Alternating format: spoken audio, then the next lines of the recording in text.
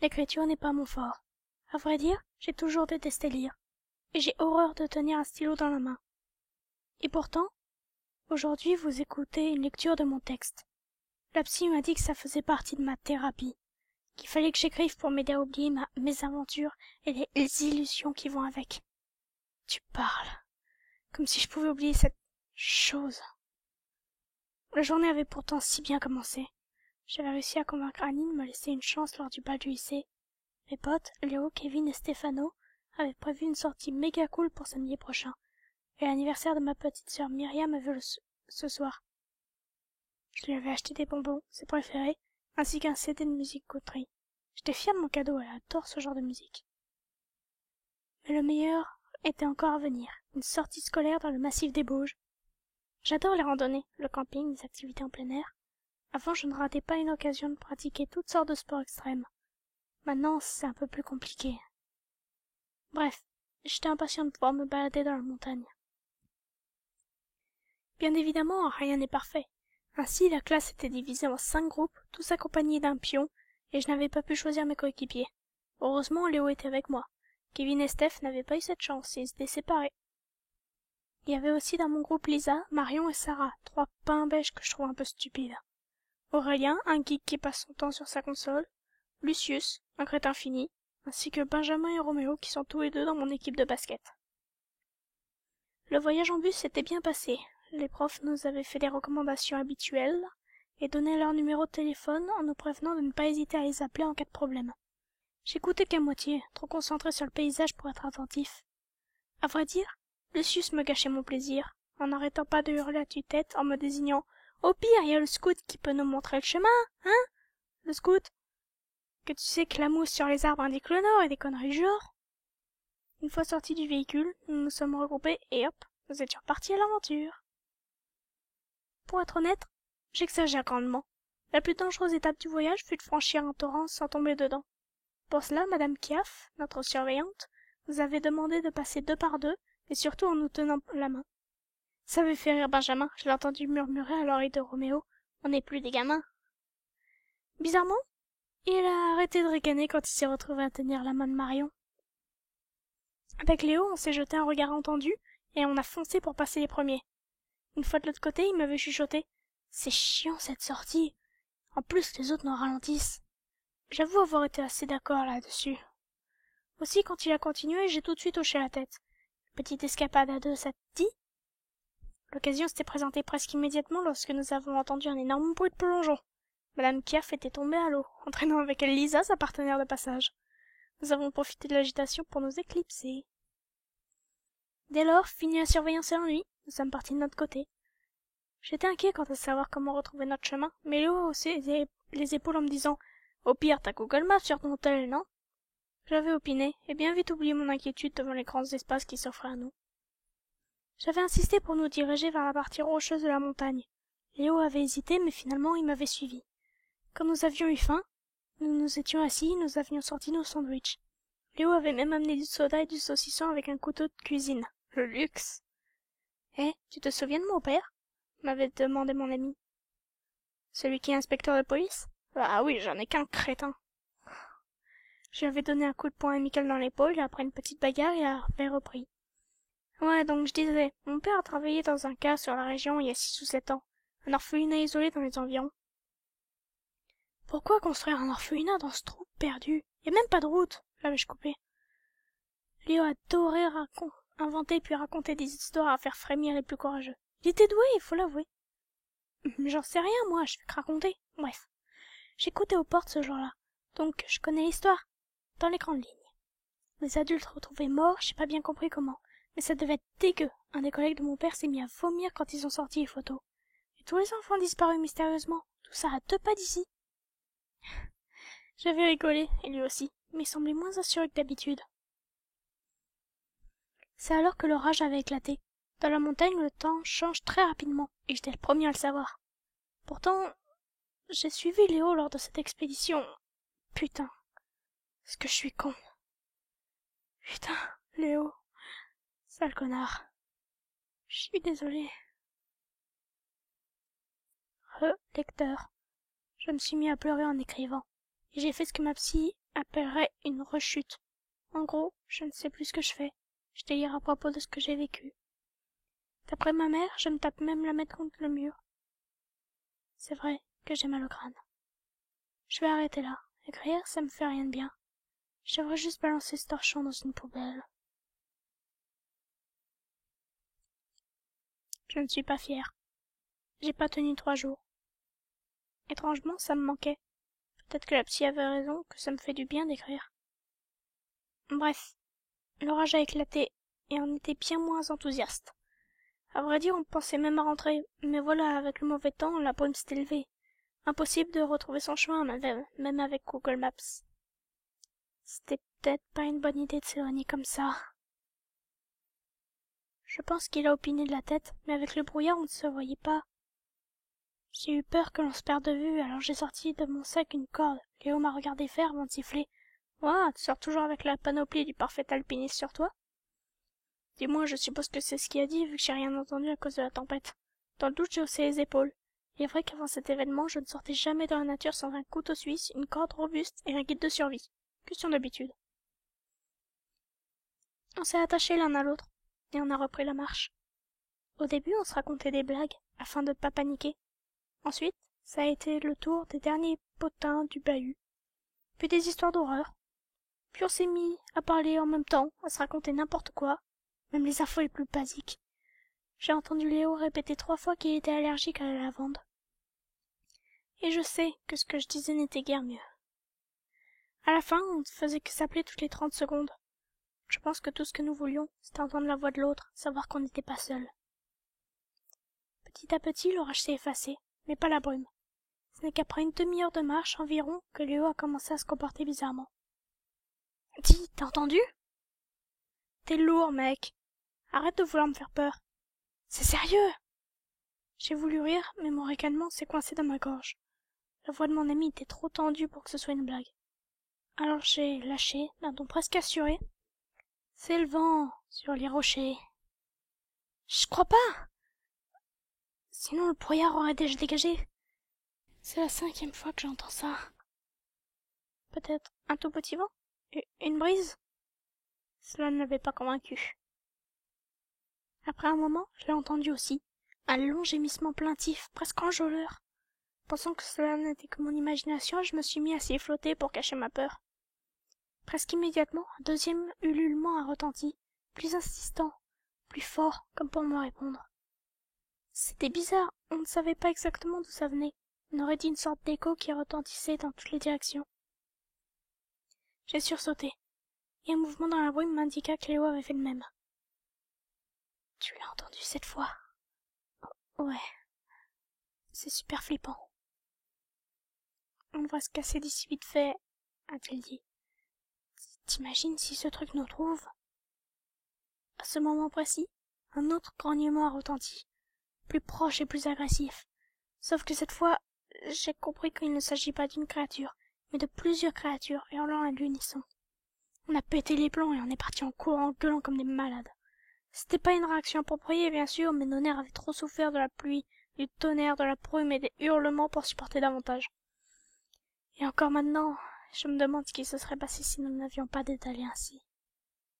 J'étais en tête, mais je sentais Léo derrière moi qui courait aussi vite qu'il le pouvait, hurlant de terreur, saisi par la même terrible peur qui serrait mes propres entrailles. Je me souviens pas vraiment de la durée de notre course. Je me souviens juste que celle-ci s'arrêta brusquement lorsque mes pieds rencontrèrent le vide. Je tombais soudainement, sans cesser de hurler, dans un abysse de ténèbres entraînant Léo à ma suite. Ce qui me réveilla fut la douleur, une horrible douleur telle que je n'en avais jamais ressentie auparavant, dans ma jambe droite. Martin! Putain, mec, tu vas travailler, oui! C'était Léo. J'ouvris les yeux. Là-haut, le soleil brillait de nouveau, éclairant une minuscule caverne à travers la crevasse béante dans laquelle nous étions tombés.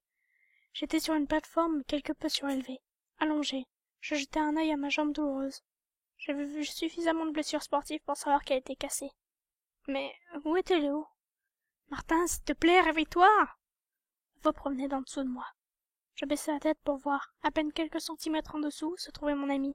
Lui-même était assis sur une plateforme liée au fond de la crevasse par une pente douce. Un large sourire de soulagement éclaira son visage lorsque je croisai son regard. « Putain, mec, tu m'as fait une de ces peurs. T'es resté évanoui au moins une bonne heure. » Je tentais vraiment de rassembler mes esprits, malgré la douleur. J'ai mal partout, j'ai peur de bouger. J'ignorais cette plainte concentrée sur les battements de mon cœur. Si ça continuait à ce risque, je risquais de faire une putain de crise cardiaque. J'ai paumé mon téléphone lorsque je courais. J'espère que t'as le tien, sinon on est mal. Non, j'ai répondu, d'une voix rauque en tentant bien que mal mes poches vides. Merde. Attends, il est peut-être dans la grotte. Fatigué et abasourdi par la douleur, je fermai de nouveau les yeux. J'entendis des bruits de verre cassés quand il bougea. Vieux, j'espère que tes parents sont pas trop à cheval sur l'argent, autrement ils vont te tuer. Je suis assis sur ton téléphone. Léo, je crois que ma jambe est cassée. Oh putain, merde. T'inquiète, on va sortir de là. Merde. Il jura encore un moment, et j'entendis des bruits de mouvements plus bas. Manifestement, il se passait les nerfs sur quelque chose. Et toi, rien de cassé? La chaise? Les dents serrées. Non, rien, mais j'ai mal partout. Je n'avais toujours pas ouvert les yeux, si bien que je ne faisais qu'entendre Léo jurer et chercher dans son sac quelque chose d'utile. On pourrait utiliser la corde pour remonter, proposa-t-il. Trop courte, soufflai-je. Et avec ma jambe cassée... De toute façon, ça fait longtemps qu'on est dehors. Ils ont déjà dû appeler les secours et vont nous retrouver bientôt. Il lui fallut un moment pour aborder le sujet qui nous inquiétait tous les deux. Dis, Martin, tu crois que les créatures de dehors sauront nous retrouver? Je n'ai rien répondu. Un dérangeant silence s'était installé, et durait maintenant depuis plusieurs heures. Durant cette période, qui fut pour moi un véritable calvaire, dont la souffrance était présente, me faisant souvent sombrer dans des états de mi-conscience, aucun secours ne se présenta. Léo avait fait l'inventaire de tout ce qui nous restait de notre festin dans la nature, ainsi de tout ce qui pouvait être utile, dont le couteau de cuisine, qui nous servirait d'arme contre un éventuel agresseur. L'ambiance aurait presque pu être calme tant le silence autour de nous était constant, si ce n'est ce malaise que nous ressentions au plus profond de nous. C'est à cause de ce silence que je captai les premiers le retour des gémissements faibles et lointains, mais curieusement réverbés. Cela me glaça le sang. Cet écho ne pouvait signifier qu'une chose. Les créatures nous avaient rejoints dans les souterrains. Peut-être même ne les avaient-elles jamais quittés. Peut-être que nous étions précisément jetés dans leur antre.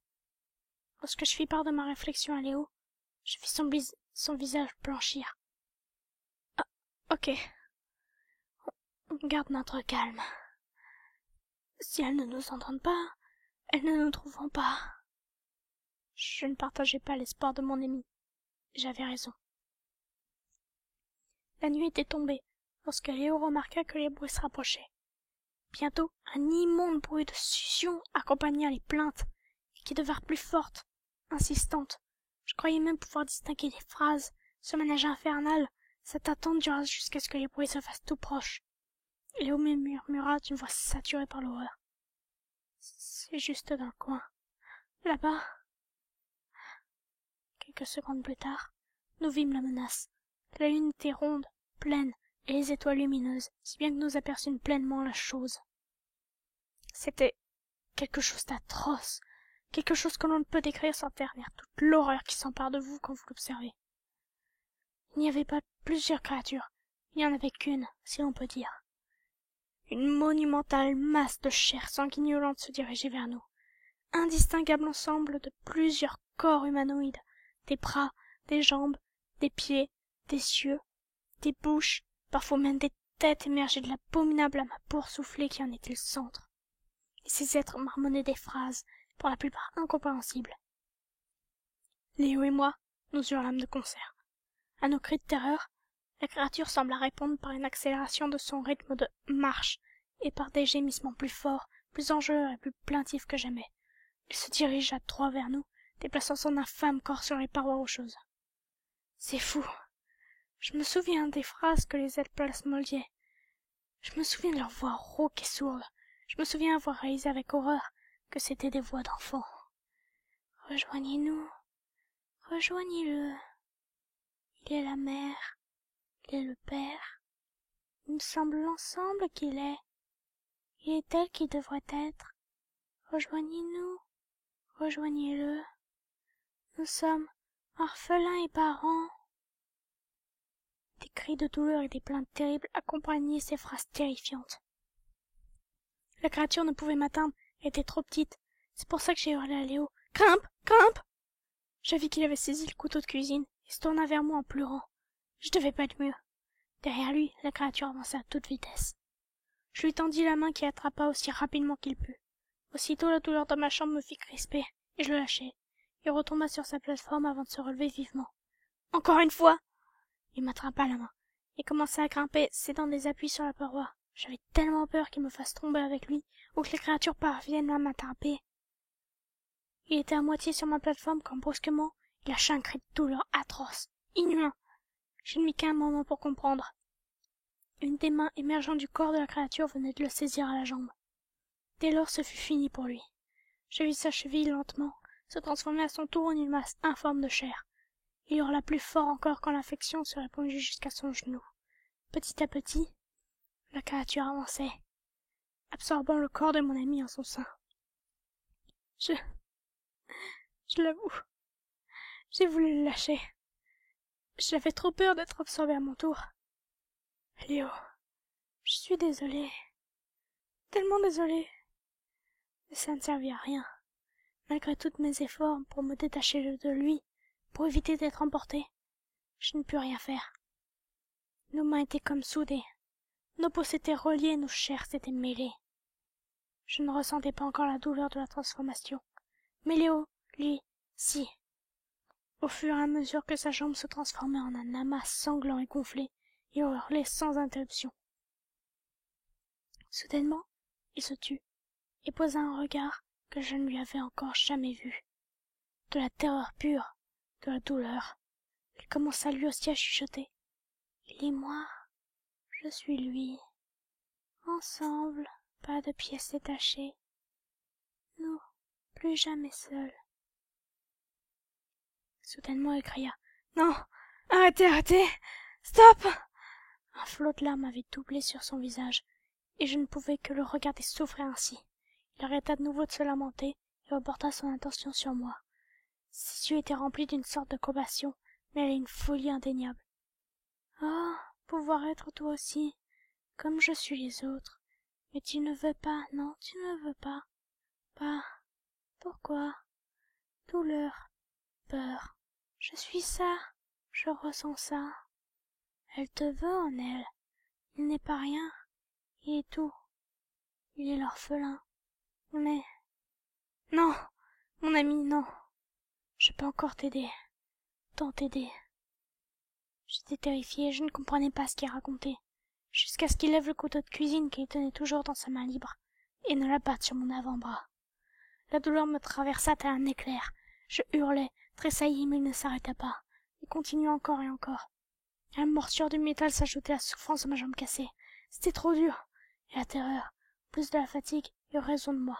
Je m'évanouis. Lorsque je me réveillai, j'étais allongé sur un lit d'hôpital, une jambe dans le plâtre, un moignon à la place de mon avant-bras.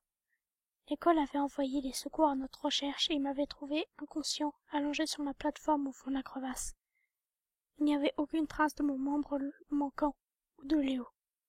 Léo. Je ne sais pas si je dois le haïr ou lui être reconnaissant, mais au fond je connais la réponse. C'était mon avis. Il ne m'avait pas abandonné, malgré ma jambe cassée, pour trouver une issue. La douleur, et sûrement ce que cette créature faisait subir à son esprit, avait dû le rendre fou. Il avait voulu me libérer, et il était arrivé. Ah, j'aurais tant voulu faire de même pour lui. Désormais, je ne fais plus de sport. Je ne vais plus en camping ou en randonnée. Je ne m'éloigne plus des autres en pensant que c'est une bonne idée. Et plus encore, je ne m'approche plus jamais d'une quelconque montagne, surtout pas du massif des Bauges. Soyez prudents si vous vous y rendez. Quelque part dans les crevasses erre l'orphelin, une créature de cauchemar. Je suis persuadé qu'elle est liée à la disparition des enfants de l'orphelinat et à la mort du personnel. Ce qui veut dire qu'elle peut sans doute sortir des crevasses. Si un jour, vous entendez de longues plaintes enjôleuses, faites attention. Parmi elles se trouve la voix de mon ami Léo.